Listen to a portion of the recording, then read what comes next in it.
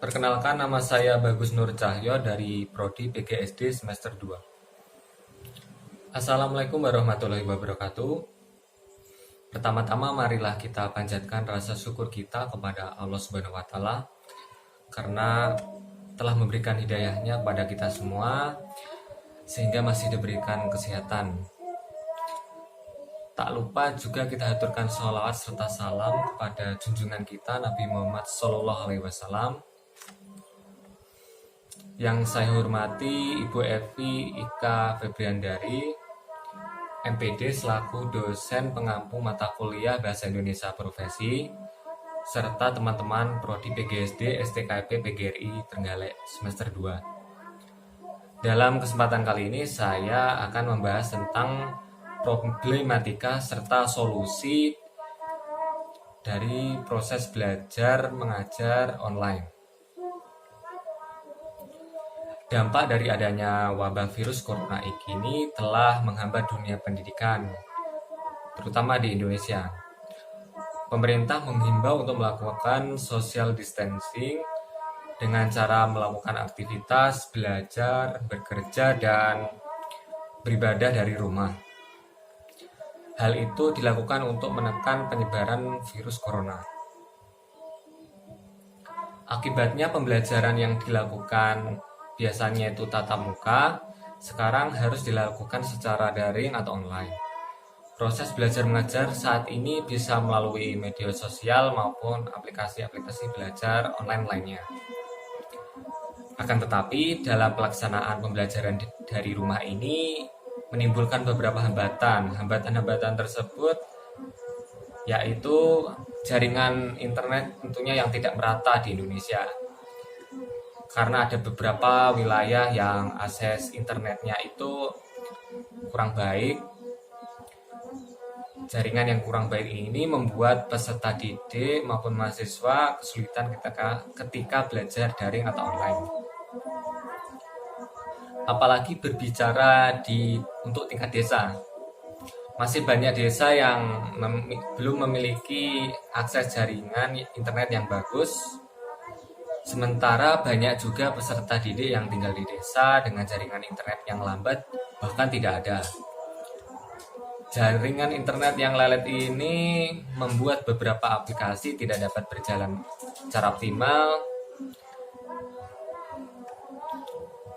Penggunaan metode yang biasanya itu dari konvensional ke online itu tentu membutuhkan upaya guru atau dosen untuk belajar lagi, terutama dalam penggunaan aplikasi tertentu. Pembelajaran secara online lebih menekankan kepada transfer ilmu, pengetahuan. Sementara esensi pendidikan tidak hanya itu. Pendidikan itu harus membentuk pribadi yang lebih baik dari peserta didik.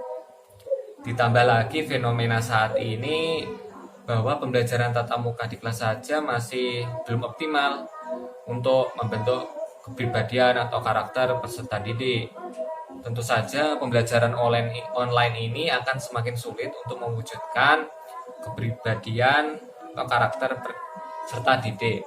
Melihat beberapa problematika ini tersebut perlu dicarikannya sebuah solusi agar pembelajaran online yang dilakukan itu dapat lebih optimal. Lalu untuk beberapa solusi diantaranya yaitu menurut saya yang pertama menjamin kemudahan akses internet. Pemerintah harus dapat menjamin kemudahan akses internet melalui kerjasama dengan pihak terkait agar semakin banyak daerah yang memiliki akses jaringan internet yang kuat tentunya. Kemudian ini juga dapat dilakukan untuk membantu mahasiswa atau siswa yang tidak mampu bisa dalam bentuk pulsa dan lain-lain. Kedua, penggunaan cara belajar online yang memungkinkan dosen dan guru dapat berinteraksi atau berkomunikasi dengan seluruh peserta didik. Guru atau dosen tidak perlu memaksakan aplikasi atau cara tertentu dengan cara lebih baik. Sementara peserta didik tidak semuanya itu mampu menggunakan atau memanfaatkannya. Jadi dilihat dulu kemampuan dari peserta didik tersebut sudah mampu atau belum. Lalu dipilih cara pembelajaran online-nya itu yang seperti apa, menggunakan aplikasi apa gitu. Disesuaikan dengan peserta didiknya.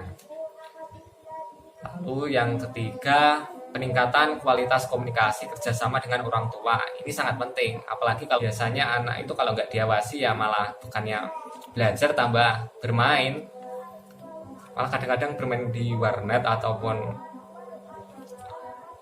sering main HP karena kesadaran akan belajarnya itu masih kurang. Jadi pemberian tugas tertentu oleh guru itu juga harus diikuti pengawasan pengerjaan tugas oleh orang tua.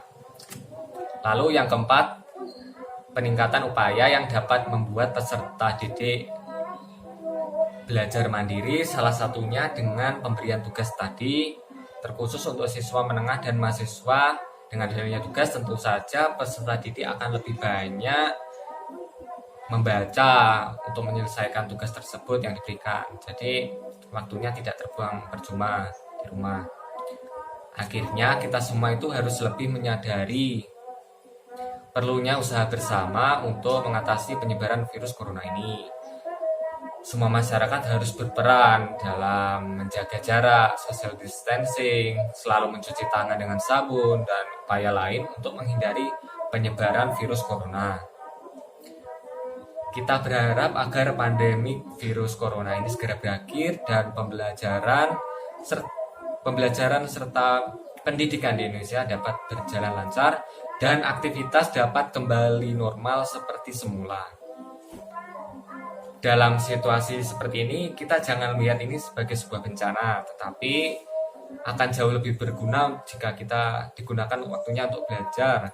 Bisa belajar sains, kesehatan, pendidikan, maupun teknologi. Akhir kata, jika ada salah dalam pengucapan, saya mohon maaf. Wabillahi taufiq wal hidayah. Wassalamualaikum warahmatullahi wabarakatuh.